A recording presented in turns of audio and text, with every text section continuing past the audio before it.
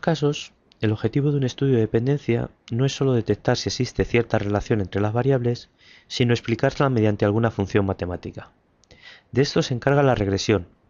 que trata de buscar un modelo funcional que explique lo mejor posible la relación que existe entre una variable dependiente y un conjunto de variables independientes x1, x2 hasta xn. El caso más simple, y el que estudiaremos aquí, es cuando solo hay una variable independiente x, y entonces el modelo es una función de una sola variable y igual a f de x,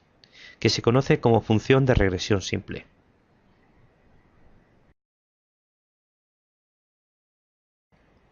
Dependiendo de la forma que tenga la función de regresión, existen muchos tipos de regresión simple. Los más habituales son los que aparecen aquí. La regresión lineal, cuando la función de regresión es una recta, y igual a más b por x. El modelo parabólico, cuando la función de regresión es una parábola, y igual a más b por x más c por x al cuadrado, es decir, un polinomio de grado 2. La regresión polinómica de grado n sería lo mismo, pero con un polinomio llegando hasta el grado n. La regresión potencial, en el que la función de regresión es una función potencial donde el exponente puede ser cualquier número no entero. El modelo exponencial, donde la función de regresión es una curva exponencial, normalmente de base e, la constante de Euler, y donde la variable independiente aparece en el exponente. El modelo logarítmico, donde la función de regresión es una función logarítmica, a más b por el logaritmo de x. El modelo inverso, en el que la función de regresión aparece la variable independiente dividiendo alguna constante. Y por último el modelo curva S o sigmoidal, que sería una combinación entre el modelo exponencial y el modelo inverso. A la hora de decidir qué modelo construir, habrá que tener en cuenta la forma que tenga la nube de puntos del diagrama de dispersión.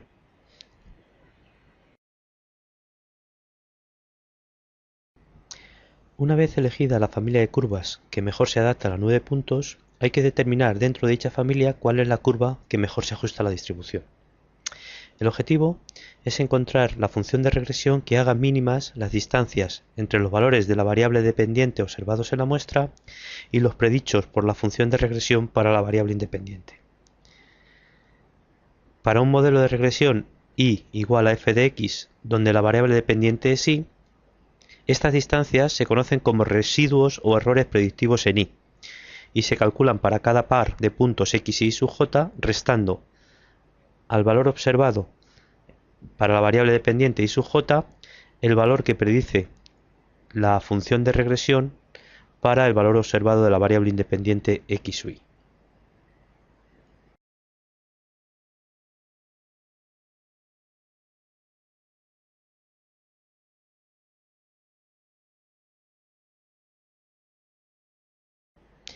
Según este criterio, para buscar la función de regresión que mejor se ajuste a la nube de puntos, se suele utilizar un método conocido como el método de los mínimos cuadrados, que consiste en calcular la función que haga mínima la suma de los residuos al cuadrado. Se toman los cuadrados porque los residuos pueden ser positivos si quedan por encima de la función de regresión o negativos si quedan por debajo, de manera que al sumarlos sin más podrían compensarse. Por ejemplo, en el caso de que queramos construir una recta de regresión, modelo lineal, donde la función es f de x igual a más b por x, hay que determinar los dos parámetros que definen la recta: a, el término independiente, y b, la pendiente. En este caso, los residuos en cada punto y sub j menos f de x sub y tienen la forma y sub j menos a menos b por x sub y, ya que al sustituir el valor de x sub y en la ecuación de la recta nos va a quedar a más b por x sub y, que es lo que se le resta a y sub j. En consecuencia, el valor del residuo depende del parámetro a y del parámetro b, que son los que definen la recta. Así pues, el problema se reduce a calcular los valores de a y b que hagan mínima la suma de los residuos al cuadrado. Se trata, por tanto, de un problema de minimización.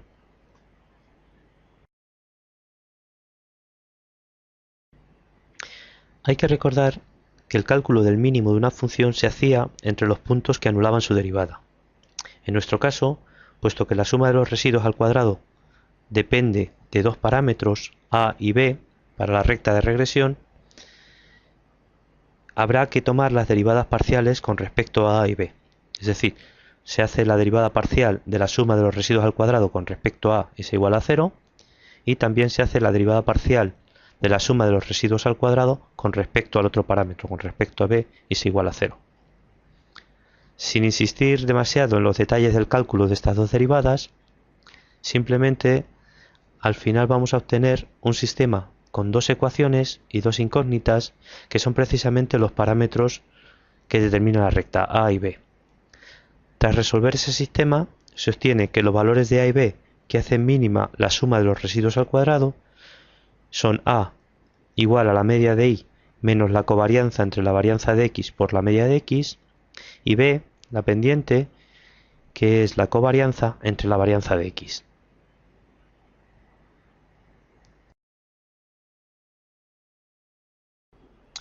Al sustituir estos valores en la ecuación genérica de la recta f de x igual a más b por x,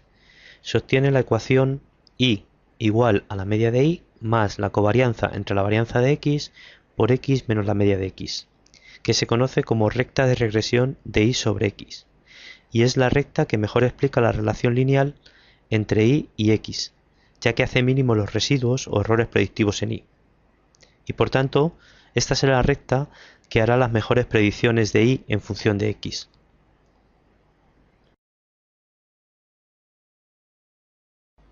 Siguiendo con el ejemplo de las estaturas y los pesos, si tomamos como variable independiente x la estatura y como variable dependiente y los pesos, la recta de regresión del peso sobre la estatura tendrá como ecuación y igual a la media del peso, que era 69,67 kilos, más la covarianza, que era 104,07 centímetros por kilo, dividido entre la varianza de la estatura, que era 102,06 centímetros cuadrados, por x menos la media de la estatura, que era 174,67 centímetros, lo que nos da la recta 1,02 por x menos 108,49. Del mismo modo, si en lugar de considerar el peso como variable pendiente tomamos la estatura, entonces la recta de regresión de la estatura sobre el peso tiene ecuación x igual a 174,67 centímetros, que era la media de la estatura, más la covarianza, que era 104,07 centímetros por kilo, dividido entre la varianza del peso, que era 164,42 kilos al cuadrado, por y menos la media del peso, que era 69,67 kilos, lo que nos da la recta 0,63 por y más 130,78.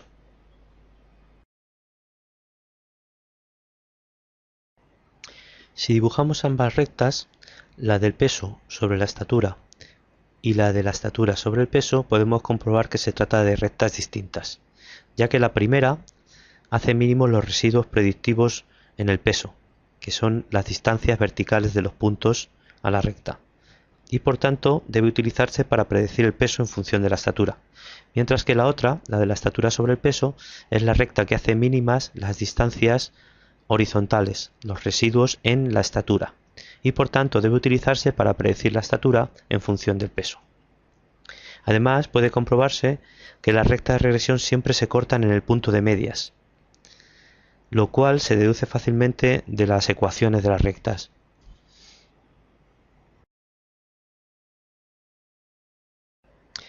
La posición relativa de las rectas de regresión depende del grado de relación lineal entre las variables.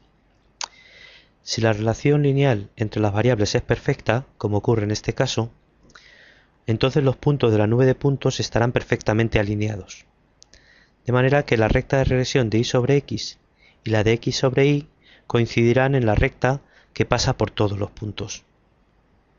Para esta recta, tanto los residuos en y como los residuos en x son nulos. Mientras que si no hay relación lineal entre las variables, entonces la covarianza será nula y la ecuación de las rectas de regresión será constante.